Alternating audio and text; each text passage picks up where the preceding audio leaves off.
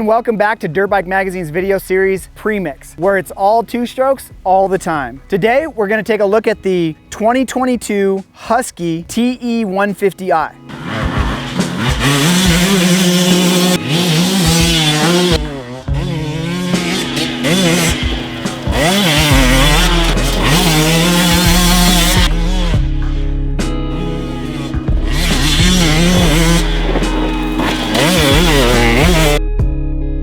Now, some bikes can be understood most easily by process of elimination. You gotta understand what they are before you understand what they aren't. Unfortunately, that doesn't help in the case of the Husky TE150i. Defining what it can do is hard. It's perfect for youth as well as vets and seniors. It's an all-natural, entry-level machine, but appeals to pros and intermediates as well. It's a trail bike, but it already has an extensive racing pedigree. The Husky is one of those bikes that can be anything you want it to be. If you've been around long enough, you remember there was once a thriving 200cc class in the US. The key players were Kawasaki and KTM, but Yamaha, Honda, and Suzuki had their own takes as well. The riders left behind by the decline of that class are among those who have planted their flag on the TE150, but it goes beyond that because the 150 is lighter, faster, and more sophisticated than the 200s of old. But with that being said, you won't find anything exactly like the Husky 150 in its extended Austrian brotherhood of KTM and GasGas. This is an off-road bike. Several machines are built on the same platform, but the TE150 is based on the Husqvarna TC125 motocross bike, but with a 4mm increase in bore, stretching the displacement to 144 cc's. It is oil injected and TPI fuel injection, none of which can be found on the TC125. Other items that the TE150i comes with is WP Xplor coil spring fork up front, and the exact 5750 shock in the rear, which is the same as what comes on the Husky motocross model and uses the linkage just like the motocross model. The brakes changed for this year, and the new supplier is Braktec. It features Dunlop AT81 tires, front and rear, a headlight, and a larger tank than the motocross model with a 2.25 gallon tank.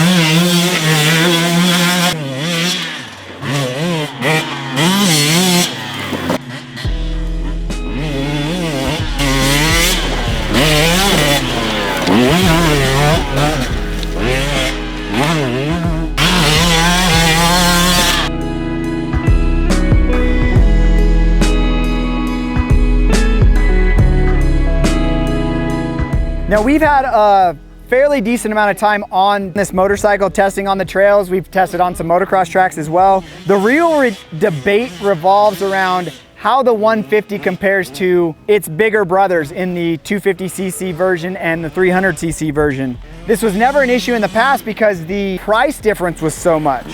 But the 2022 TE150 sells for around $9,000. A KTM 300 is only 14% higher in price. So it's competing with those bigger bore motorcycles.